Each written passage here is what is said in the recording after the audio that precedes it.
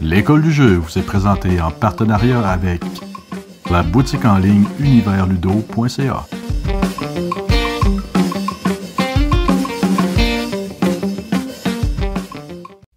Bonjour et bienvenue à l'école du jeu, mon nom est Sylvain et aujourd'hui je vous présente le jeu Dragon Castle. Donc Dragon Castle est un jeu sorti par la compagnie CMON. C'est un jeu de placement de tuiles d'une durée d'environ 30 à 45 minutes. Visuellement, le jeu nous rappelle beaucoup un jeu classique qui s'appelle le Mahjong. On va aller voir les règles, puis après ça je vais vous donner mon avis. Et on ouvre la boîte de Dragon Castle. Donc en début de partie, chaque joueur va prendre un petit plateau de joueurs. Je vais le mettre de côté, on va y revenir un peu plus tard. Ensuite, selon le nombre de joueurs, la configuration du jeu va changer. Donc on voit ici, bon, ça dépend si on joue à 2 joueurs, 4 joueurs, etc. Et il y a également une carte ici comme ça qu'on peut utiliser avec tous les types de joueurs. Donc sur celle-là, il n'y a pas de placement. Ce qu'on va faire, c'est que dans le livre de règles, on va avoir des placements alternatifs qu'on va pouvoir faire. Mais pour l'instant, on va se soucier du mode à 2 joueurs. Donc je vais prendre ici la petite plaquette à 2 joueurs et je vais devoir placer des petites tuiles. Donc le nombre de tuiles dépend justement du chiffre qui est écrit ici. On va placer ça ici comme ça et on va sortir les tuiles. Et par la grande magie de la caméra, je vais remplir toutes ces tuiles immédiatement en disant « Et voilà !» Donc le plateau est tout fait. Donc ce que j'ai fait justement, j'ai placé le nombre de tuiles, je les ai placées par étage comme ça. Donc on va placer ça de côté. Et chaque joueur va justement recevoir une petite carte d'aide de jeu. Donc c'est très utile la petite aide de jeu parce qu'il va nous expliquer exactement ce qu'on peut faire. Donc tantôt je vous ai dit on avait un plateau de jeu, on va pouvoir le prendre, le mettre à côté ici comme ça. Tout près, on va pouvoir placer les points de victoire, ici comme ça. Et également les shrines qu'on appelle, qui se trouvent avec des petits toits en plastique. Je vais en prendre quelques-uns ici. Et voilà. Chaque joueur va également commencer avec un petit toit comme ça sur son plateau de jeu ici. Dragon Castle, qu'est-ce qu'on fait? En fait, le jeu, c'est un jeu où on va prendre des tuiles. Donc, les tuiles sont sur le plateau de jeu ici qui est commun à tout le monde. Dans les actions qu'on peut faire, on peut prendre une tuile. Donc, quand on parle d'une tuile, ça se trouve être une tuile à l'étage le plus élevé. Donc, si on est au 3e étage, ça va être une tuile au 3e étage. Donc, il faut toujours choisir dans la zone la plus élevée. Une tuile légale. Donc, c'est quoi une tuile légale? C'est une tuile que son long côté est libre. Donc, la tuile ici, comme ça, on ne peut pas la prendre. Mais si la tuile a son long côté de disponible, on va pouvoir la prendre.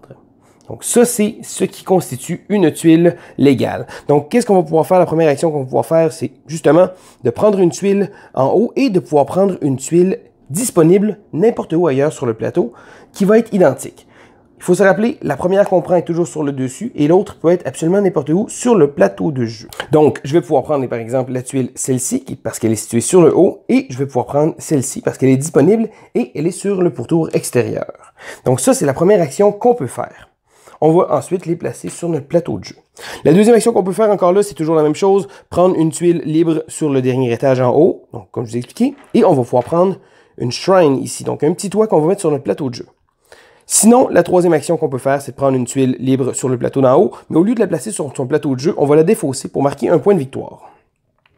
Je vous ai parlé tantôt de votre petit plateau de jeu. Donc, chaque fois que vous allez prendre des tuiles, vous allez les placer sur votre plateau. Vous pouvez les placer où vous voulez, mais ce qui est important à savoir, c'est que lorsque 4 tuiles de la même couleur, donc ici, je ne parle pas du symbole, parce que tantôt, le symbole est important, il fallait absolument prendre le bon symbole en haut et n'importe où ailleurs, mais là, ici, ça va être les couleurs. Qu'est-ce qu'on va faire quand on va avoir 4 qui vont se toucher? En fait, on peut regarder notre petite tête de jeu parce qu'à l'arrière, ici, il explique qu'est-ce qui va se passer. Donc, de la minute qu'il y en a 4 qui vont se toucher, on va marquer des points. Donc, selon la grandeur. Parce que oui, on peut s'arranger. Exemple, si on en placerait 2 autres ici, ensuite on va en placer une ici, on va faire des plus grandes suites. Donc, selon la grandeur du groupement qu'on a fait, on va marquer des points. Ensuite, après avoir fermé une tuile, si c'est une couleur verte, rouge ou jaune, donc qui sont les tuiles les plus communes, on va pouvoir placer une shrine ici, dessus. Quand on va le faire, donc quand le groupement, on va faire un exemple ici, comme ça, rapide. Donc, si jamais j'aurais fait un groupement de 4. Donc, comment ça marche quand on va faire des points? On amène à regarder le plateau de jeu. Donc, j'ai décidé de prendre une tuile, je l'ai placée ici comme ça, je fais un groupement de 4. Donc, à ce moment-là, c'est obligatoire. Je vais marquer les points, donc selon le nombre qu'on a. Et ensuite, je vais les tourner de côté. Donc, quand on les tourne de côté, c'est là qu'on marque les points. Ça veut dire qu'après ça, ben, la couleur, elle ne sera plus là, donc on ne pourra plus s'en servir. Ensuite, après avoir fait ça, j'ai le choix. Comme j'expliquais, c'est les couleurs les plus communes, on peut placer une shrine. Donc pour ça, il faut en avoir une disponible sur son plateau de jeu. Et on va la placer sur une des cases ici comme ça, sur laquelle on a retourné la tuile. Donc bien entendu, on ne pourra pas placer de tuile après, ça va fermer la tuile comme ça ici. Mais qu'est-ce que ça fait ces petites choses-là? En fait, c'est qu'à la fin de la partie, chaque toit qui est placé sur un premier étage va faire 1 point, sur un deuxième étage 2 points, et sur un troisième étage 3 points. Donc ça ne vaut pas la peine d'aller plus haut, le maximum de points, ça va être 3 sur un troisième étage. Mais là ici, si on a les couleurs de base, on peut en placer une. Si on a un bleu ou un noir, qui sont un peu plus rares, on va pouvoir placer 2 shrines. Encore là, il faut vraiment les avoir sur son plateau de jeu et choisir de le placer, mais c'est toujours optionnel. Et la dernière couleur, qui se trouve être la couleur la plus rare, donc le mauve, on va pouvoir placer deux toits et on va également marquer 1 point de victoire. Donc même si on décide de ne pas placer de toit, on fait quand même le point de victoire parce qu'on a consolidé une série de tuiles qui étaient de la couleur mauve. Une petite particularité que j'ai oublié de mentionner. Lorsque l'on place des tuiles, donc par exemple j'ai reçu les 2 tuiles ici, on peut toujours les placer sur l'étage comme ça ici. Donc je pourrais les placer ici et là. Et lorsque je vais regarder voir pour si on consolide, il faut toujours regarder à vol d'oiseau. Donc on va regarder comme ça, à savoir s'il y en a plus que 4 qui se touchent. Donc peu importe la hauteur des tuiles et leur configuration, on va toujours regarder à partir d'en haut pour voir si les tuiles vont consolider. Donc dans le cas présent ici, on consoliderait 5 tuiles et on pourrait ensuite, si on en a une de disponible, placer une shrine ici sur le deuxième étage. Donc, le jeu comme ça va se dérouler. À tour de rôle, les joueurs, ce qu'ils vont faire, ils vont choisir une des actions. On va pouvoir prendre justement une tuile sur le dessus et ainsi de suite. Donc là, le plateau, tranquillement pas vite, va se vider. Puis les joueurs vont en avoir de plus en plus. Ils vont pouvoir consolider des points. Lorsque la partie commence à être assez avancée et qu'on est rendu au dernier étage, donc il reste absolument juste un seul étage, on a une nouvelle action qui est disponible pour nous. Donc, au lieu de prendre un tour, ce qu'on va faire, c'est qu'on va simplement prendre un jeton ici. Parce que selon le nombre de joueurs en début de partie, on va placer également ces jetons-là, que j'avais pas placé encore. Ça se trouve être les jetons de dragon. Qu'est-ce que c'est? En fait, c'est ça qui va nous dire quand la partie va se terminer. Parce que lorsqu'on est rendu au dernier étage, et seulement lorsqu'il reste seulement un étage, comme je vous expliquais, on a une nouvelle action qui se trouve être, au lieu de prendre une tuile, on prend simplement un jeton comme ça. Ce petit jeton-là va marquer 2 points à la fin de la partie, mais également, vu qu'on est 2 joueurs ici, et lorsque quelqu'un va prendre celui-là, ça va appeler la fin de la partie. Ça veut dire que si jamais un joueur décide qu'il veut se dépêcher pour pouvoir terminer la partie parce qu'il sent qu'il est en bonne position, il a juste à prendre ces petits jetons-là à son tour, puis ça va terminer la partie. On remarque qu'ici, il y en a d'autres qui sont là, mais c'est à cause que tous les joueurs vont avoir un nombre exact de tours. Donc, si le premier joueur a justement pris le dernier jeton, ben si jamais les autres joueurs autour de la table, étant donné qu'il leur reste un dernier tour, ben il va en avoir de disponibles ici. Mais ce qui est important à voir, c'est lorsque le dernier jeton est parti, on va appeler la fin de la partie. Donc, les joueurs vont jouer à tour de rôle, ils vont faire une action, ils vont les placer sur leur plateau, essayer de consolider pour faire des points. Et c'est comme ça qu'on joue au jeu Dragon Castle. Mais il existe également une variante. Bon, ils disent une variante avancée. Personnellement, je trouve que c'est une variante qui est très intéressante. En début de partie, on va prendre des petites cartes comme ça ici. Donc, il y a 2 types de cartes comme ça. Il y en a une qui va rajouter une règle, puis il y en a une qui va rajouter une façon de faire des points. Parce que, comme je vous expliquais, le joueur qui réussit à faire le plus de points va remporter la partie. Eh bien, dans les cartes de points ici comme ça, donc je prends mon exemple celle-là ici, le livret de règles est d'ailleurs très clair sur l'explication de qu'est-ce qu'ils font. Le jeu vient avec un paquet de cartes différentes qui vont donner des façons de faire des pointages différents à chaque partie. Donc, on va seulement en piocher une, puis ça va être justement la carte spéciale qui va être là. Il y en a beaucoup pour beaucoup de variabilité. J'ai dit aussi, il y a une règle spéciale. Donc, encore là, même chose, on va en choisir une par partie seulement. Exemple ici, cette tuile-là, cette carte-là, lorsqu'elle est révélée en début de partie, ça va nous dire qu'on a une nouvelle règle. Au lieu d'être seulement que ça prend 4 tuiles pour pouvoir consolider, eh bien ici, ça va en prendre 3 et ça va nous marquer 2 points. Mais ça va nous obliger à suivre les règles. Encore là, ici, il y en a un paquet comme ça, qui se trouve à donner beaucoup de rejouabilité au jeu. Donc, et voilà, le joueur avec le plus haut point de victoire va remporter la partie. Et voilà, ça fait le tour des règles de Dragon Castle. Maintenant, qu'est-ce que je pense de ce jeu-là? Premièrement, je suis un fan de placement de tuiles. Donc, les jeux de placement de tuiles, j'aime bien ça. J'aime vraiment le concept spatial qu'on va avoir avec comment on va les disposer.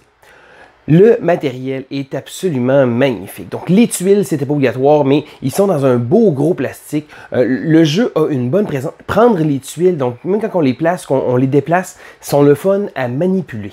Le matériel va donner un gros plus au jeu parce que, comme je dis, le jeu ressemble beaucoup au Mahjong. Étant donné que c'est un jeu que, bon, même si les gens n'ont pas nécessairement joué, la plupart des gens savent c'est quoi.